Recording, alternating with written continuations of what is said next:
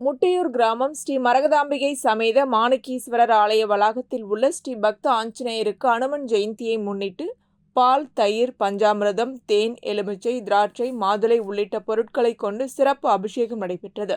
தொடர்ந்து பூஜிக்கப்பட்ட கலச நீரால் மகா அபிஷேகம் நடைபெற்றது. பின்னர் வண்ண மலர்கள் கொண்டு அலங்கரிக்கப்பட்டு நட்சத்திர தீபம், பஞ்சமுக தீபாராதனை, கற்பூர ஆரத்தி ஆகியவை காண்பிக்கப்பட்டது.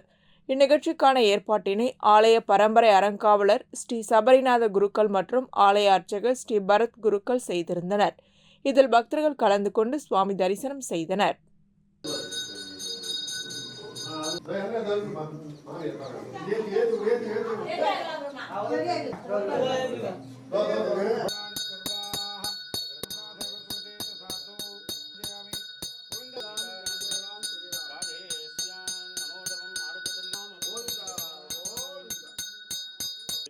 जय राम जय राम सीताराम जय राधे.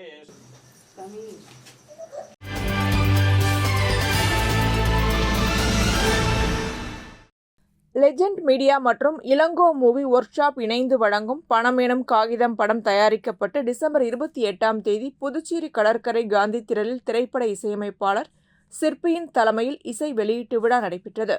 இந்நிகழ்ச்சியில் திரைப்படத்தின் இசையமைப்பாளர் தமீம் அன்சாரி, பாடலாசிரியர் கவிஞர் நந்துதாசன், கதாநாயகன் வெற்றி தேஜேஷ், கதாநாயகி அசுரன் படப்புகழ், இஸ்மத் பானு, நடிகர்கள் தினகரன், ரஜினி, அருள், புதுவை கலைஞன் அப்துல் ஷெரீப், விஜய், கிருஷ்ணா, சரவணன் ஆகியோர் கலந்து கொண்டனர்.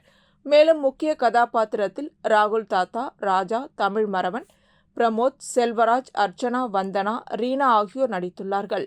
இளங்கோ நாராயணசாமி கதை வசனம் எழுதி இயக்கியிருக்கிறார். இத்திரைப்படத்தின் ட்ரெய்லர் சமீபத்தில் புதுச்சேரி முதலமைச்சரால் வெளியிடப்பட்டது. இத்திரைப்படம் விரைவில் வெளிவர தயாராக உள்ளது என்றும் கூறப்பட்டுள்ளது.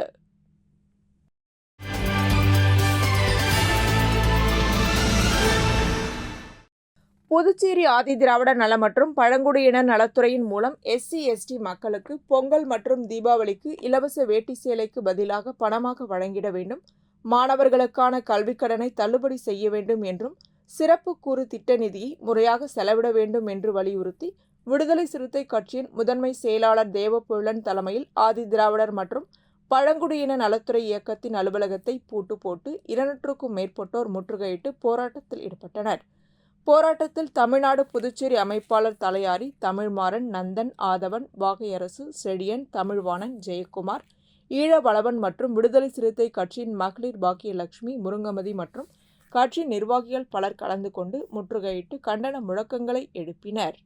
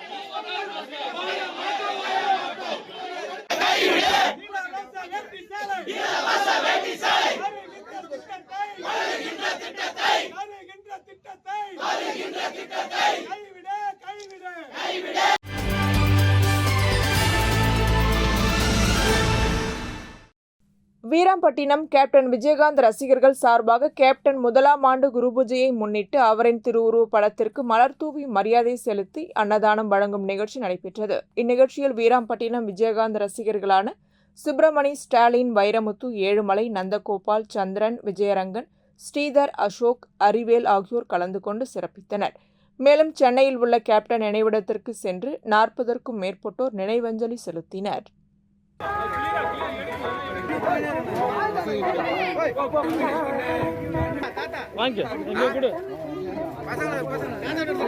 மணி 12:45.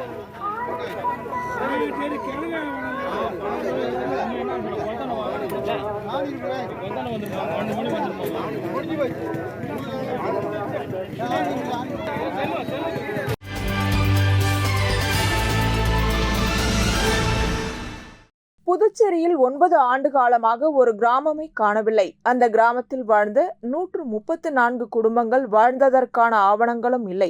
வாழ்ந்ததற்கான சுவடே இல்லை. அந்த மக்கள் உயிருடன் இருக்கிறார்களா இல்லையா என்று தெரியவில்லை. அவர்களை கண்டுபிடித்து தரும்படி புதுச்சேரி சட்ட இயக்கம் சார்பில் புதுவை மாவட்ட ஆட்சியரிடம் மனு அளிக்கப்பட்டுள்ளது.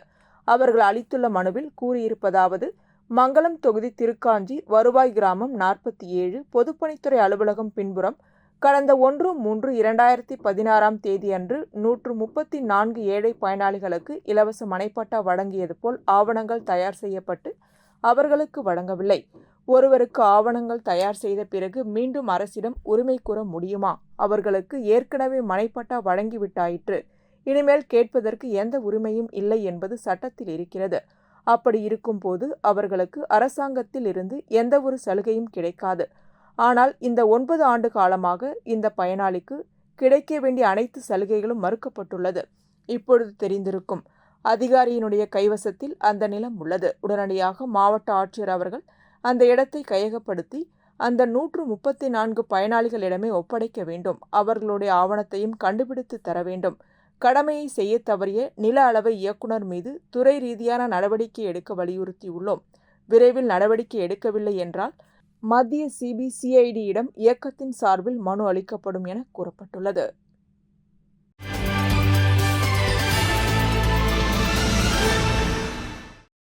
புதுச்சேரி மாநிலத்தில் நவம்பர் 30, டிசம்பர் 1 ஆகிய 2 நாட்களில் பெஞ்சல் புயல் பெருமழை வெள்ளத்தால் பல ஆயிரம் ஏக்கரில் பயிரிடப்பட்டிருந்த நெல், வாழை, மரவள்ளி உள்ளிட்ட பயிர் வகைகள் மழை நீரில் மூழ்கி வீணாகியது. அதேபோல் புதுச்சேரி நகரம் மற்றும் கிராமப்புறங்களில் உள்ள வீடுகளில் மழைநீர் உள்ளே புகுந்து மின்சாதன பொருட்கள், துணிமணிகள் மற்றும் ஆட்டோ உள்ளிட்ட இருசக்கர மோட்டார் வாகனங்கள் சேதமாகியது. எனவே அரசு அனைவருக்கும் ரூபாய் 5000 வழங்கிவிட்டு பெருமளவில் பாதிக்கப்பட்ட மக்களுக்கு இன்னும் போதிய இழப்பீடு வழங்காமல் காலம் தாழ்த்துவதை கண்டித்தும் பாதிக்கப்பட்டவர்களின் பொருட்கள் குறித்து வட்டாட்சியர்களை கொண்டு ஆய்வு நடத்தி உரிய இழப்பீடு வழங்க வேண்டும் என்பன உள்ளிட்ட கோரிக்கைகளை வலியுறுத்தி போராட்டம் நடைபெற்றது. புதுச்சேரி பேட்டையன் சத்திரத்தில் உள்ள ஆட்சியர் அலுவலகம் முன்பு நடைபெற்ற ஆர்ப்பாட்டத்திற்கு மார்க்சிஸ்ட் கம்யூனிஸ்ட் கட்சியின் மாநில செயலாளர் எஸ். ராமச்சந்திரன் தலைமை தாங்கினார். மூத்த தலைவர்கள் முருகன், சுதா, மாநில செயற்குழு உறுப்பினர்கள் ராஜாங்கம், பெருமாள், தமிழ்ச்செல்வன், பிரபுராஜ், கொளஞ்சியப்பன், சத்யா, நகர கமிட்டி செயலாளர் ஜோதிபாசு, உழவர்கரை நகர செயலாளர் ராம்ஜி, இடைக்குழு செயலாளர்கள் ரகு, அன்புமணி, ராமமூர்த்தி, சரவணன் மற்றும் மாநில குழு உறுப்பினர்கள் உள்ளிட்டோர் போராட்டத்தில் பங்கேற்றனர். நிறைவாக போராட்டத்தின் முடிவில் மார்க்சிஸ்ட் கம்யூனிஸ்ட் கட்சியின் தலைவர்கள் புதுச்சேரி ஆட்சியர் குலோத்துங்கனை அவரது அலுவலகத்தில் சந்தித்தனர். மாநிலம் முழுவதும் இருந்து பெறப்பட்ட புயல் நிவாரண மனுக்களை பெற்றுக்கொண்ட ஆட்சியர் இதுகுறித்து உரிய ஆய்வு நடத்தி நிவாரணம் வழங்குவதற்கு நடவடிக்கை எடுப்பதாக உறுதியளித்தார். அகலங்க வீட்டுங்க, அகலங்க அகலங்க அகலங்க அகலங்க இந்த மாத்தோண்டு பாண்டிச்சேரியில் ஹெல்மெட் இருக்குங்க. ஹெல்மெட் எதுக்குங்க? அறிவுபூர்வமா கேட்கிறோம். கேட்பாங்க ஹெல்மெட் இருக்குங்க. ஈசிஆர் ரோட்ல மரக்கணத்துக்கு அண்ணாண்ட இதுக்கு அண்ணாண்ட பாண்டிச்சேரி துமாத்தோண்டு நடக்கவே முடியல.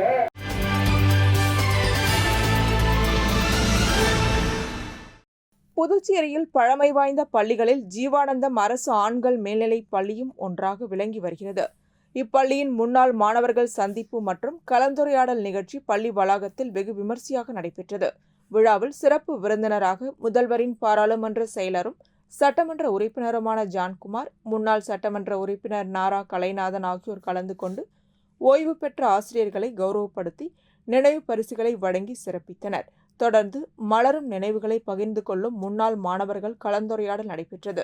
இதில் 1977 ஆண்டு முதல் படித்த அனைத்து மாணவர்களும் பங்கேற்றனர். இந்நிகழ்ச்சிக்கான ஏற்பாடுகளை ஜீவானந்தம் அரசு பள்ளி முன்னாள் மாணவர்கள் சங்கத்தின் செயலாளர் ஜெகஜோதி உட்பட நிர்வாகிகள் செய்திருந்தனர்.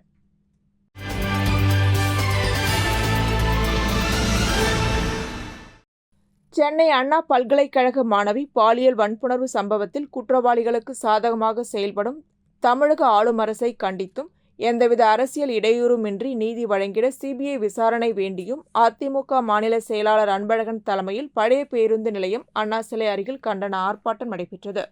இந்த ஆர்ப்பாட்டத்தில் மாநில கழக செயலாளர் அன்பழகன் தலைமை தாங்கி பேசுகையில், பாதிக்கப்பட்ட பெண் அளித்த புகாரின் மீது காவல்துறையினர் குற்றவாளி திமுகவை சேர்ந்தவன் என காவல்துறையால் கண்டறியப்பட்டவுடன் குற்றவாளிக்கு ஆதரவான நிலைப்பாட்டை தமிழக காவல்துறை எடுத்தது தவறான செயலாகும். பாதிக்கப்பட்ட நிகழ்வு சம்பந்தமான புகாரை எஃப்ஐஆரில் பதிவு செய்த காவல்துறையினர் அதை உச்சநீதிமன்றத்தின் தீர்ப்புக்கு நேர்மாறாக வெளியிட்டு பாதிக்கப்பட்ட குடும்பத்தையே களங்கப்படுத்தியுள்ளனர். இது புகார் அளித்த பெண்ணின் குடும்பத்தினருக்கு காவல்துறையால் விடுத்த எச்சரிக்கை நடவடிக்கையாகும். எனவே இவ்வழக்கை சிபிஐ விசாரணைக்கு உத்தரவிட்டால்தான் பாதிக்கப்பட்ட பெண்ணிற்கு உரிய நீதி கிடைக்கும் என நம் கழக பொதுச் செயலாளர் அறிவித்துள்ளார். இது சம்பந்தமாக கழகம் உயர்நீதிமன்றத்தில் தொடுத்த வழக்கில் 3 பெண் IPS அதிகாரிகள் தலைமையில் குழு அமைத்து விசாரிக்க வேண்டும் என உயர்நீதிமன்றம் அறிவித்துள்ளது. இந்த வழக்கு சம்பந்தமாக சுகாதாரத்துறை அமைச்சரும் காவல்துறையினரும் முன்னுக்கு பின் முரணாக பல்வேறு கருத்துக்களை தெரிவித்து வருகின்றனர்.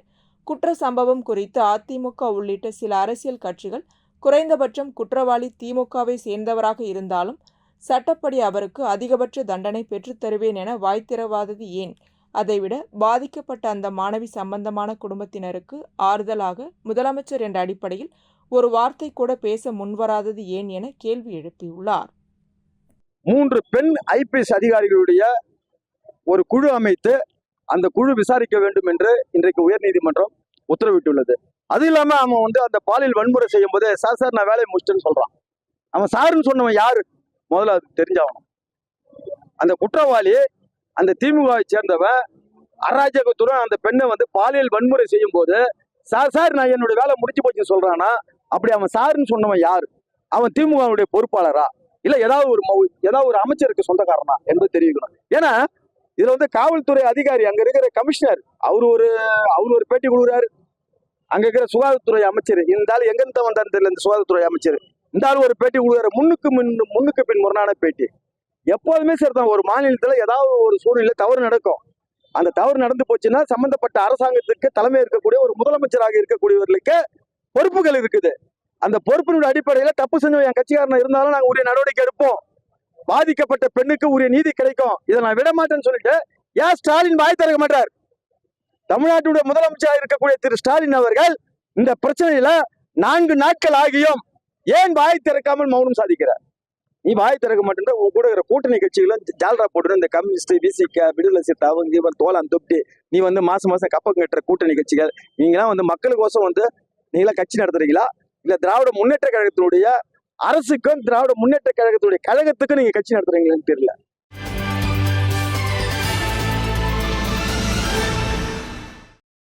புதுச்சேரி செய்தி மற்றும் விளம்பரத்துறை உள்ளூர் பத்திரிகையாளர்களுக்கு அடையாள அட்டை அனைத்து சலுகைகளும் கிடைக்க வேண்டும் என சட்டமன்ற உறுப்பினர் நேரு தலைமையில் செய்தி மற்றும் விளம்பரத்துறையின் இயக்குநர் தமிழ்ச்செல்வனிடம் மனு அளிக்கப்பட்டது. இதனைத் தொடர்ந்து துணைநிலை ஆளுநர் மற்றும் செயலர் செய்தி மற்றும் விளம்பரத்துறை மாவட்ட ஆட்சியர், புதுச்சேரி முதல்வர் இவர்களிடமும் மனு அளிக்கப்பட்டது. எழுச்சி பத்திரிகையாளர்கள் சங்க கோரிக்கையை ஏற்று மனு அளித்த சட்டமன்ற உறுப்பினர்களுக்கு எழுச்சி பத்திரிகையாளர்கள் சங்கம் சார்பாக நன்றி தெரிவித்தனர்.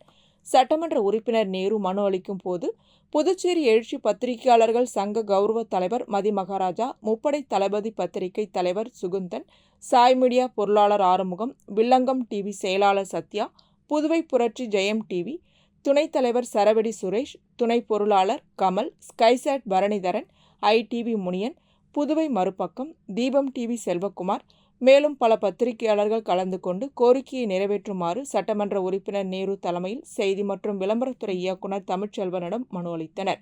விரைவில் கோரிக்கையை நிறைவேற்றி தருவோம் என உறுதியளித்தார்.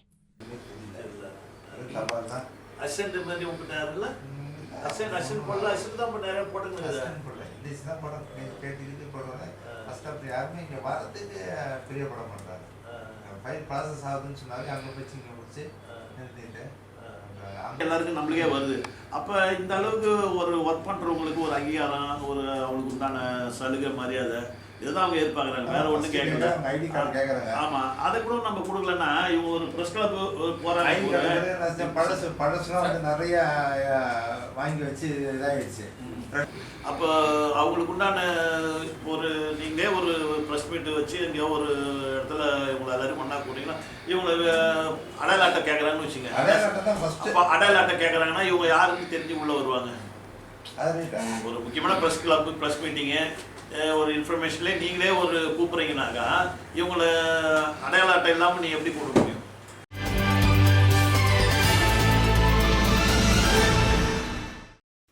கோதண்டபாணி இந்திராணி அம்பாள் அறக்கட்டளையின் சார்பில் மரகதம் மூர்த்தி எழுதிய இலக்கிய சாரல் மற்றும் மகளதிகாரம் நூல் வெளியீட்டு விழா புதுச்சேரி தமிழ் சங்க வளாகத்தில் நடைபெற்றது.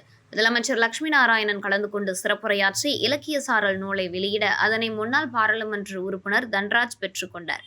தொடர்ந்து மொழிபெயர்ப்பாளர் பத்மஜா நாராயணன் மகளதிகாரம் நூலை வெளியிட அதனை காஞ்சனா நிவாசன், கல்பனா மரகதம் மூர்த்தி ஆகியோர் பெற்றுக்கொண்டனர். நிகழ்ச்சிக்கு புதுச்சேரி மொழியியல் பண்பாட்டு ஆராய்ச்சி நிறுவன முன்னாள் இயக்குநர் சம்பத் தலைமையேற்று உரையாற்றினார். முற்போக்கு சிந்தனையாளர் இளங்கோவன் முன்னிலை வகித்தார். இதில் முன்னாள் தாகூர் அரசு கலை மற்றும் அறிவியல் கல்லூரி முதல்வர் இளங்கோ நூல் குறித்து சிறப்புரையாற்றினார். இந்த நிகழ்ச்சியில் புதுச்சேரி மாநில உயர்கல்வி பேராயம் ராமானுஜம், சீனு, தமிழ்மணி, சம்சீர் உட்பட தமிழ் அறிஞர்கள் கலந்து கொண்டனர்.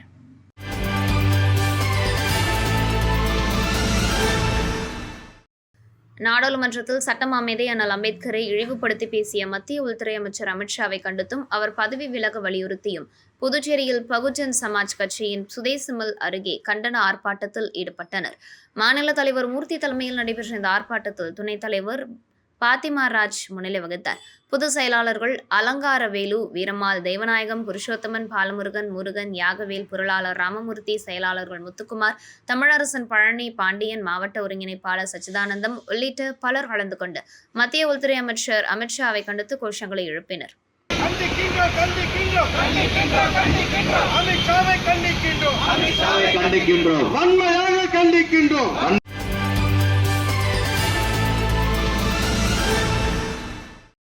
தர்மபுரி ஸ்ரீ ஆபத்சகாய ஆஞ்சநேய சுவாமி ஆலயத்தில் அனுமன் ஜெயந்தி விழாவையொட்டி ஆஞ்சநேய சுவாமிக்கு பால், தயிர், இளநீர், சந்தனம், பஞ்சாமிர்தம், அபிஷேகத்துள், நெய் உள்ளிட்ட பல்வேறு வாசனை திரவியங்களால் அபிஷேகம் செய்யப்பட்டது. இதனைத் தொடர்ந்து கடம் புறப்பாடு நடைபெற்று ஆஞ்சநேயர் சுவாமிக்கு கலச நீர் ஊற்றப்பட்டு அபிஷேகம் செய்யப்பட்டு ஆஞ்சநேயர் சிறப்பு அலங்காரத்தில் பக்தர்களுக்கு அருள் பாலித்தார். தொடர்ந்து மகாதீபாராதனை காண்பிக்கப்பட்டது. இந்த நிகழ்ச்சியில் உபயதாரர், இந்திரா நகர் திமுக தொகுதி செயலாளர் ராதாகிருஷ்ணன், பொன்னி, ஸ்னேகா குடும்பத்தினர் செய்திருந்தனர். அனுமன் ஜெயந்தி விழாவில் பக்தர்கள் கலந்து கொண்டு சாமி தரிசனம் செய்தனர். தொடர்ந்து விழாவில் கலந்து கொண்ட பக்தர்களுக்கு அன்னதானம் வழங்கப்பட்டது. இந்த நிகழ்ச்சிக்கான ஏற்பாடுகளை அறங்காவல் குழு நிர்வாக தலைவர் முருகன் தலைமையில் செயலாளர் சதீஷ், இணை செயலாளர் சந்தானம், சரவணன், கௌரவ தலைவர் இருசப்பன் மற்றும் நிர்வாகிகள் கலந்து கொண்டனர்.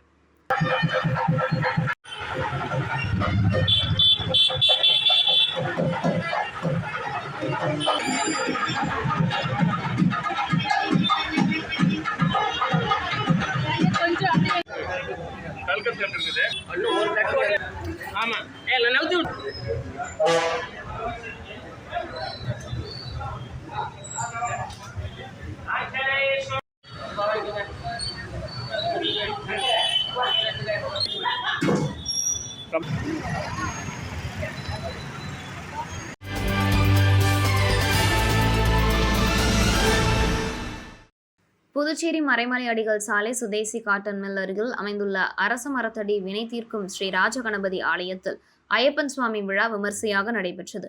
மேலும் ஸ்ரீ ராஜகணபதி ஐயப்ப சேவா சங்கம் நடத்தும் 28ஆம் ஆண்டு ஐயப்ப சாமி ஊர்வலம் நடைபெற்றது. மேலும் சாமிக்கு சிறப்பு பூஜைகள் செய்யப்பட்டு மகாதீபாராதனை காட்டப்பட்டது. இதில் திரளான பக்தர்கள் கலந்து கொண்டு பலர் சுவாமியை வழிபட்டனர். மேலும் பூஜையில் கலந்து கொண்ட அனைவருக்கும் அன்னதானத்தை புதுவை பொன்னகர சேர்ந்த டாக்டர் பாலவநாயகம், சரவணன், செந்தமிழ் செல்வி குடும்பத்தினர் வழங்கினர். இதற்கான ஏற்பாடுகளை சமூக சேவகரும் ஆலய அறங்காவலருமான நாராயணன் செய்திருந்தார்.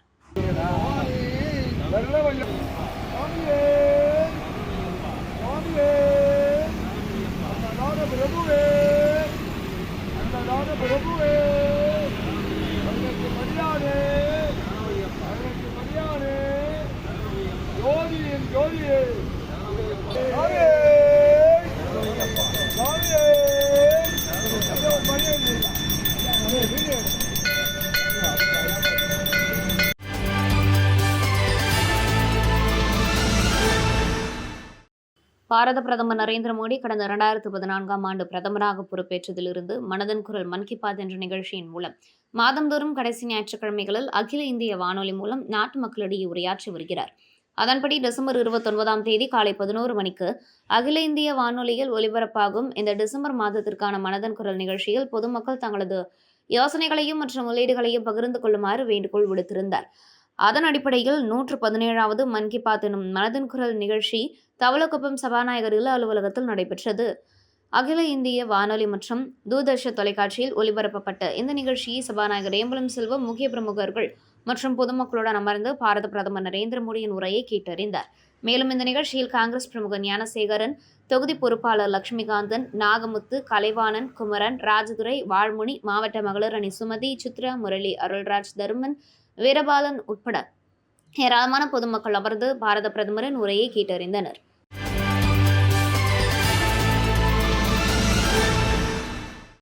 இந்தியாவில் உணவு பஞ்சத்தை போக்குவதற்காக கொண்டுவரப்பட்ட பசுமை புரட்சியின் பெயரால் ஏற்பட்ட விளைவுகளை தன்னுடைய எழுத்து மற்றும் பேச்சு மூலமாக வாழ்நாள் முழுவதும் பல கிராமங்களுக்கு நடைப்பயணம் மேற்கொண்டு இயற்கை விவசாயத்தின் அவசியத்தை வலியுறுத்திய இயற்கை வேளாண் பேரறிஞர் ஐயா நம்மாழ்வாரின் 11ஆம் ஆண்டு நினைவு தினம், புகழ் வணக்க தினம் நாம் தமிழர் கட்சி சார்பில் மணவெளி தொகுதி தவளக்குப்பம் 4 மணி சந்திப்பில் நடைபெற்றது.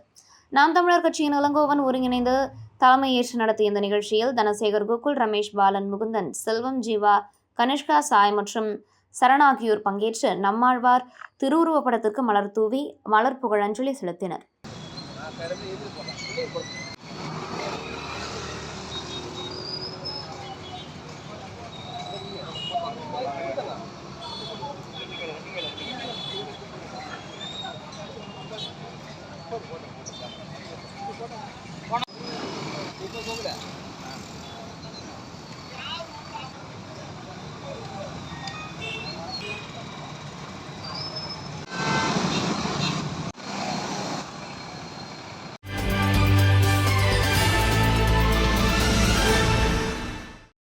புதுவையில் புத்தாண்டை கொண்டாட ஆயிரக்கணக்கான சுற்றுலா பயணிகள் குவிந்துள்ளனர்.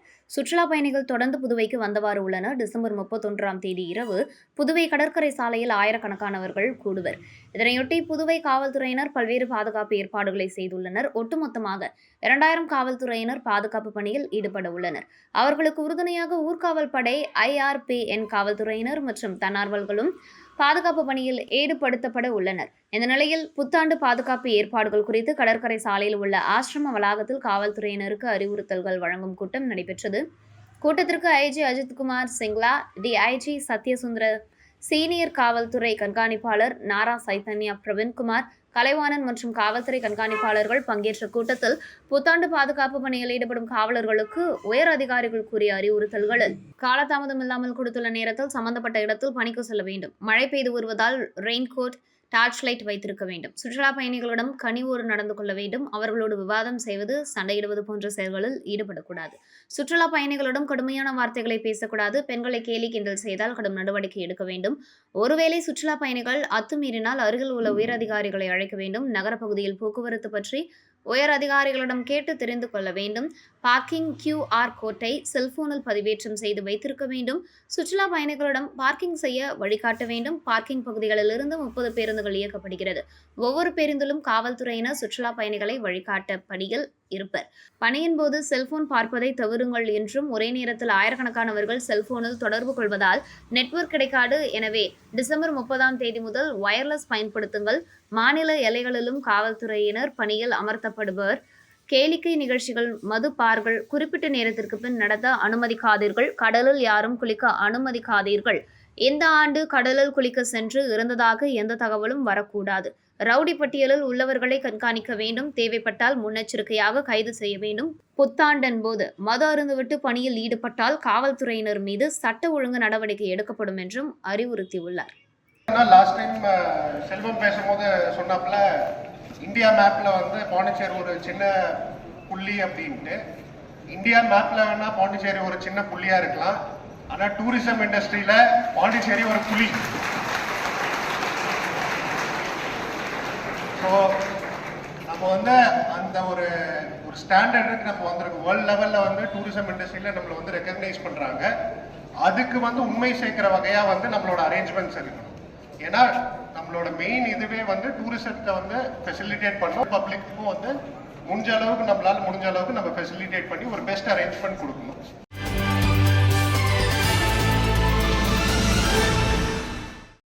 உலக மாற்றுத்திறனாளிகள் தின விழா மற்றும் மாற்றுத்திறனாளிகளின் 2016 உரிமை சட்ட தினம், சமூக சேவகர் மற்றும் நன்கொடையாளர்கள் கௌரவிப்பு விழா புதுச்சேரி கூடப்பாக்கம் வில்லியனூர் சாலை திருக்கைலாயத்தில் நடைபெற்றது.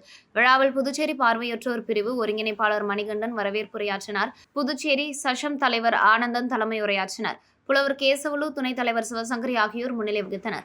சிறப்பு விருந்தினராக புதுவை மணக்குள விநாயகர் கல்விக் குழும நிறுவன செயலாளர் நாராயணசாமி, தேசிய இணை ஒருங்கிணைப்பாளரும் வழக்கறிஞருமான பாலாஜி, புதுச்சேரி லஞ்ச ஒழிப்பு மற்றும் கண்காணிப்பு பிரிவு காவல் ஆய்வாளர் வெங்கடாஜலபதி ஆகியோர் கலந்து கொண்டு விழாவை சிறப்பித்தனர். சென்னை புதுச்சேரி சாய் அசோசியேஷன் ராஜகோபாலன், புதுச்சேரி சிவ அம்மையார் அறக்கட்டளை தலைவர் அருணாச்சலசாமி, சிவஞானியார் ஆகியோர் வாழ்த்துரை வழங்கினர். நிறைவாக புதுச்சேரி சஷம் இணை செயலாளர் தேவசிகாமணி நன்றியுரை வழங்கினார். இந்த நிகழ்ச்சிக்கான ஏற்பாடுகளை செயலாளர் அருள், இளைஞரணி தலைவர் சௌரிராஜன் ஆகியோர் ஏற்பாடுகளை செய்திருந்தனர்.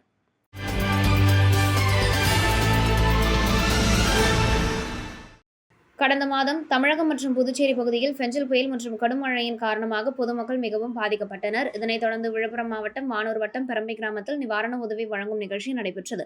இதில் கட்டிட தொழிலாளர் பஞ்சாயத்து சங்கத்தின் சார்பாக விழுப்புரம் மாவட்டத்தில் பதிவு பெற்ற தொழிலாளர்களுக்கு நிவாரண உதவியாக 5 கிலோ அரிசி, 1 கிலோ துவரம்பருப்பு உள்ளிட்ட பொருட்களை மாவட்ட சங்கத்தின் சார்பாக கட்டிட தொழிலாளர்களுக்கு வழங்கப்பட்டது. இந்நிகழ்ச்சியில் கட்டிட தொழிலாளர்கள் ஏராளமானோர் கலந்து கொண்டு நிவாரண உதவி பெற்று பயனடைந்தனர். இந்த நிகழ்ச்சியில் கட்டிட தொழிலாளர்கள், பஞ்சாயத்து சங்கத்தின் நிர்வாகிகள் கலந்து கொண்டனர்.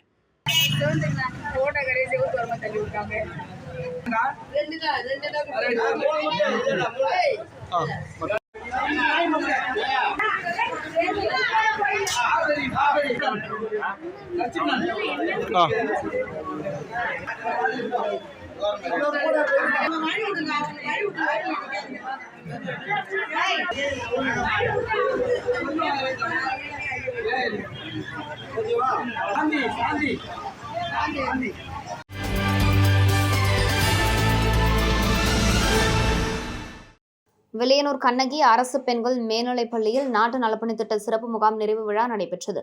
விழாவில் நாட்டு நலப்பணித்திட்ட அலுவலர், வரலாற்று அறிவுரையாளர் ரமணா வரவேற்புரையாற்றினார். பள்ளியின் துணை முதல்வர் சேவியர் அந்தோணி தலைமையேற்றார். பொறுப்பாசிரியர் வில்சன் வாழ்த்துரை வழங்கினார். புதுச்சேரி மாவட்ட நாட்டு நலப்பணித்திட்ட ஒருங்கிணைப்பாளர் சதீஷ்குமார் நிகழ்ச்சியில் சிறப்பு விருந்தினராக கலந்து கொண்டனர். இந்த நிகழ்ச்சியில் நாட்டு நலப்பணித்திட்ட மாணவிகள் பல்வேறு கலை நிகழ்ச்சிகளை நிகழ்த்தினார்கள். இதில் யோகா, சிலம்பமாடுதல், கராத்தே, குழுநடனம், வில்லுப்பாட்டு போன்ற பலவிதமான தனித்திறமைகளை வெளிப்படுத்தினர். நிகழ்ச்சிக்கு நாட்டு நலப்பணித்திட்ட அலுவலர் அருள் நோக்குரையாற்றினார். பழனிவேல் நன்றி உரையாற்றினார். நிகழ்ச்சிக்கான ஏற்பாடுகளை மாயவன் மற்றும் அனைத்து ஆசிரியர்கள் செய்திருந்தனர்.